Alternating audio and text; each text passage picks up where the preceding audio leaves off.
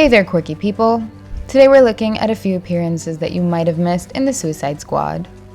James Gunn's latest DC movie is a true gory masterpiece. It's sad that the film couldn't replicate its greatness at the box office. There are multiple reasons why it had such lackluster results at the box office. But let's not get into those right now. Instead, we're going to look at something that was really good about this film. It had a very solid marketing campaign, and James Gunn did well to not have spoiled any deaths with its trailers. I mean, we were actually duped about certain characters' deaths with the exclusive look trailer at DC Fandom last year. Apart from the surprising character deaths, the film also had many other surprises. The CGI in action was top-notch. Almost all of James Gunn's jokes landed in the final cut, even though some of them fell flat in the trailers. The Suicide Squad had a shockingly great political angle. The main squad members really got to express themselves and show their true colors. There was just a lot for us to pick up on.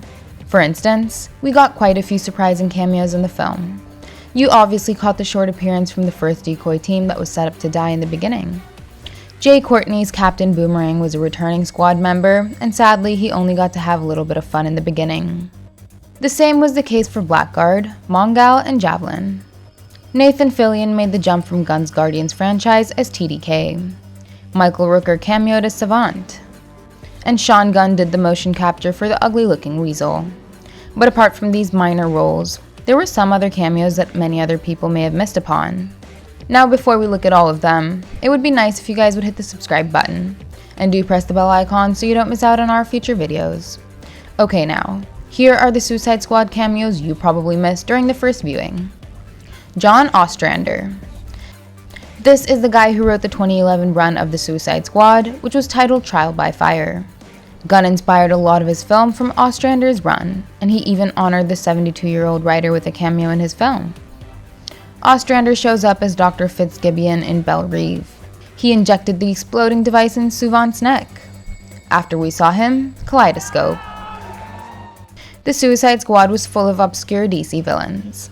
Another one of those rather unfamiliar baddies was Kaleidoscope, who only appeared in 2 issues in the comics. And here, she showed up in Belle Reve right when Peacemaker and Bloodsport were moving towards Ratcatcher 2's cell. She cheered for the 2 master assassins as they passed by her. As the name suggests, she can create hallucinations and illusions through a light display. The Calendar Man. Sean Gunn continues his Guardians of the Galaxy trend by playing 2 characters in James Gunn's The Suicide Squad as well. In the MCU, he does the motion capture of Rocket and flies around with the Guardians as Kraglin. In the DCEU, he wore the mocap suit to portray Weasel. And he also showed up as the Calendar Man in Belle Reve.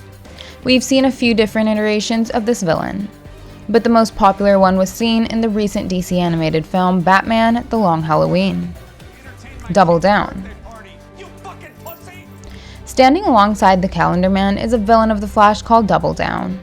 He has got an ace tattoo on his face, which signifies the fact that his abilities are related to playing cards. His face looks like that because a mysterious cursed deck of cards scarred his skin. And after that, he was suddenly able to detach cards from his body, which he then used to slice people. Crazy, right? Well, let me tell you something even crazier. The Suicide Squad packed another Guardian of the Galaxy cameo. Apparently, no one actually picked this cameo at the beginning. It was only noticed after James Gunn revealed that he snuck in another Guardians cast member. Pom Klementif, who played Mantis in Guardians Volume 2, Infinity War, and Endgame, showed up as this sexy dancing lady in the Suicide Squad. She was seen with the cast of the Suicide Squad when they were attending the premiere of Joker back in 2019.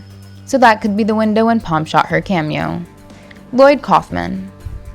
As the squad arrives at the Legatita Amable bar, Peacemaker bumps into this old man who is none other than director Lloyd Kaufman. He was also seen slow dancing with a lady while Peacemaker and Ratcatcher were pumping up the jam on the dance floor. He is the founder of the Troma Films company, where James Gunn also worked in the past. This cameo is a homage to Gunn's mentor, Lloyd Kaufman, and his days at Troma Studios. Gunn also brought in Kaufman as a Clint prisoner in Guardians of the Galaxy. Honorable mention, thanks to David Ayer. Now this isn't a live-action cameo. It is a little detail that I absolutely adored. James Gunn added a note of thanks to Suicide Squad director David Ayer in the credits of the Suicide Squad. The two directors have been supporting each other over their films, and Gunn even revealed that he spoke to Ayer in detail about this new film. Okay, this is where the list of our cameos comes to an end. Did you notice any other cameos that we missed? Let us know in the comments. Be sure to leave a thumbs up if you enjoyed this video, and don't forget to check out some more fun videos on our channel. Thank you, and I'll see you in the next one. Goodbye!